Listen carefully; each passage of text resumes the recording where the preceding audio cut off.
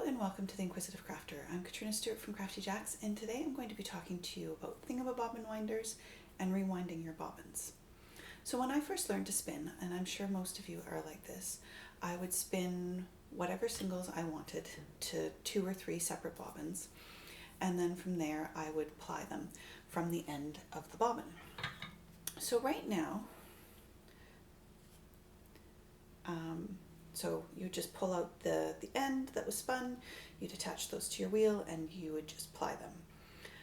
And a few years ago, I learned about rewinding my singles to weaving bobbins. And part of the reason that you do that,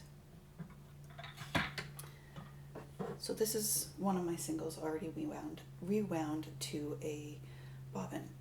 Now, if you think about it, this is particularly important with worsted spun yarns. So when we're spinning, we spend all our time smoothing our fibers into one direction. And so if we were to ply from the end of this bobbin, we actually end up plying and smoothing in the opposite direction. So disrupting those fibers that we've spent all that time smoothing in one direction, disrupting them a little bit by smoothing in them in the opposite direction. And so by rewinding your bobbins and plying from the end that was first spun, you actually end up smoothing your plying in the same direction as what you spun your singles, and it just creates a slightly smoother yarn when you're finished. And so yes, it's an extra step and it takes a little bit of time, but it's still a really lovely way of handling your fiber. The other thing that I've discovered in doing this is that I can spin 2 or 3 plies to the same bobbin. I can either separate those plies with a little knot, or I can just spin all of the fiber to one bobbin, having weighed my bobbin first, and then weigh off the singles into 3 separate weaving bobbins, and having an equal amount on each of those bobbins so that when I ply, it's even. So those are a couple of things that you can do when you spin and rewind your bobbins. Now, when Kim first taught me how to rewind my bobbins, she had a little device that looked very similar to this. And she let me take pictures of it so that I could show it to my husband and he could make some for me. And then we've created some for our shop as well. And so we've called them Thingamabobbin winders. And the reason for that name is I'm like, I don't know, it's a thingamabob. And so we said, let's call it a Thingamabobbin winder. And so these were born. And so what this is a device that you can use on your wheel that allows you to rewind your bobbins to weaving storage bobbins without having to buy a bobbin winder. Now, bobbin winders can be quite expensive, especially the electric ones. And so for some people, that's a cost consideration. And so these little things are fairly inexpensive, and it uses a tool that you have already spent a considerable amount of money on and allows you to do things.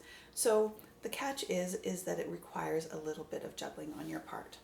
So the way that these work is it's a friction fit in your bobbin, or in your orifice. So this friction fit into your orifice, and then you have your weaving bobbin. So I've put a small leader on this weaving bobbin, and then the one end of the bobbin winder goes into the weaving bobbin, and then the other end gets friction fit into the orifice on my spinning wheel. Now when I go to wind this, I'm going to hold the other end of the weaving bobbin to hold it in place. So this is what causes the friction. You can use various different things, but I always just use my thumb because I find it easier. And then you take your singles. So this current bobbin that I'm winding singles off from, it actually has 2 singles on it. So there's a knot in between my 2 singles. And that is just so that I know when to stop winding onto this bobbin and to get a different bobbin to wind onto.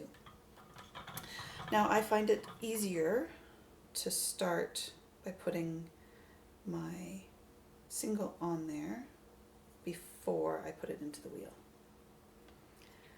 Now I'm going to spin in the same direction that I spun my singles. And so all it is a matter of spinning your wheel holding that bobbin winder into your orifice with a little bit of friction and just gently filling up that weaving bobbin with your singles. And you continue this until you get to the end of your singles. And it doesn't take very long, only a couple minutes. And definitely it would be faster if I had a motorized bobbin winder. But for me, this one made more sense financially. And so that is how I rewind bobbins.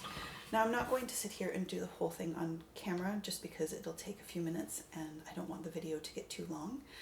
But as you can see, you can fit a fair amount of yarn onto one of those weaving bobbins, and I've made some that have an even bigger bulge in the middle, and then these fit on my Lazy Kate as well, and then I apply from these and voila, finished yarn.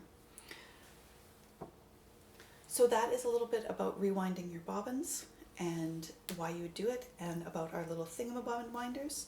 You can find links for all of this information in our comments below. If you have a question that you would like us to answer in a future video, please send your questions to ask@craftyjacks.ca. That's ask@craftyjacks.ca, and I will be more than happy to do that for you. Thank you so much for joining me today. Have a wonderful day, and we'll see you in the next one. Bye for now.